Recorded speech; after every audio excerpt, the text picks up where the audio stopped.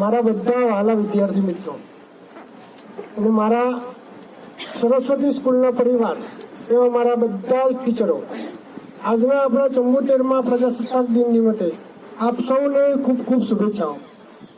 આજે આપણે બધા આઝાદીનું 75મું વર્ષ ઉજવીએ છીએ। એને નરેન્દ્ર મોદી સાહેબે આપણે આઝાદીનો અમૃત મહોત્સવ નામ આપેલું છે। આઝાદીનો અમૃત મહોત્સવ એના અંદર આપણને બધાને ખબર છે કે નવા નવા પ્રોગ્રામો સરકાર આજના દિવસમાં કરી રહી છે। અત્યાર સુધી પણ આપણે ઘણા બધા પ્રોગ્રામો સરકારના જોયા છે, પણ આ વર્ષના ઘણા બધા એવા સરસ પ્રોગ્રામો જે દેશ વિદેશના લોકો પણ જોઈને આપણા દેશને ગર્વ અનુભવી રહ્યા છે। કેમ કે જ્યારે આપણો દેશ આઝાદ થયો હતો ત્યારે અને અત્યારે એમાં ઘણો બધો ફેરફાર જોવા મળે છે। જ્યારે આપણો દેશ આઝાદ થયો ત્યારે કેવી ટેકનોલોજી આપણા દેશમાં હતી અને અત્યારે આઝાદીનું 75મું વર્ષ જ્યારે આપણે ઉજવી રહ્યા છીએ ત્યારે આપણા દેશમાં કેટલો ફેરફાર થયેલો છે।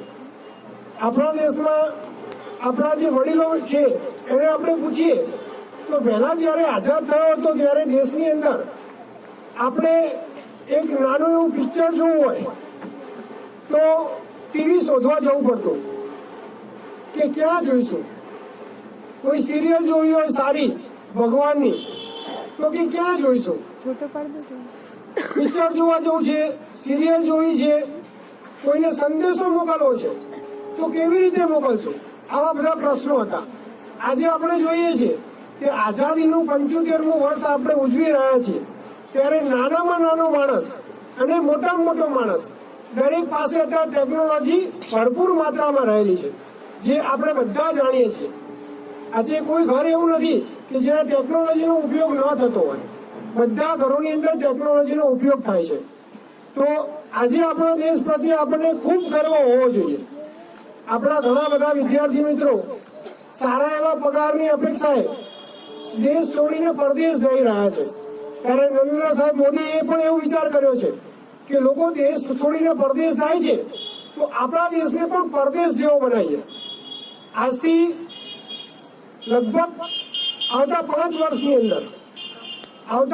વર્ષની અંદર ઇન્ડિયાની અંદરના જેટલા પણ વિદ્યાર્થી મિત્રો છે જે અત્યારે દેશ છોડીને ગયેલા છે એ લોકોને આવતા ભવિષ્યના કોઈ વિદ્યાર્થી મિત્રો